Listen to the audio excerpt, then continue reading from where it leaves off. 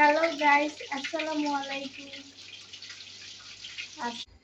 আজকে তোমাদের সাথে একটা রেসিপি শেয়ার করব। কি তা দেখা যাক, চলো। প্রথমে চুলায় একটা পাতিল বসাবো। এবার এখানে তেল ঢেলে দিলাম, পেঁয়াজ কুচি, কাঁচামরিচ কুচি, কিছুক্ষণ নাড়াচাড়া করবো। বাদামি কালার হওয়া অবধি ওইটা ভাজবো। কিছুক্ষণ ভাজার পরে এরকম হয়েছে পেঁয়াজটা, দেখো। এবার আদা রসুন দিলাম।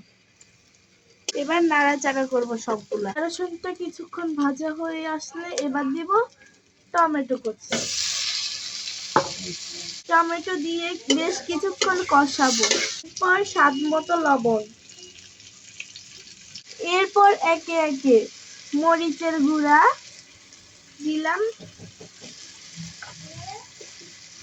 এই যে মরিচের গুঁড়া দিলাম, হলুদের গুঁড়া দিলাম, ধনিয়া গুঁড়া দিলাম, কিসের মশলা, জিরার গুঁড়ি, গরম মশলা দিয়ে ভালো করে কষাবো।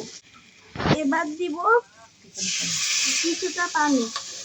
মশলাটা বেশ কতক্ষণ কষিয়ে এই পর্যায়ে দিয়ে দিলাম মাংস, ভিজিয়ে রাখা মাংস। মাংসটা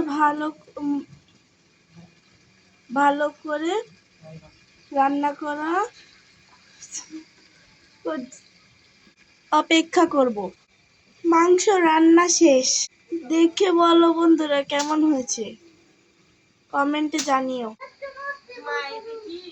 আজ এই পর্যন্ত। আল্লাহ হাফেজ গাইস।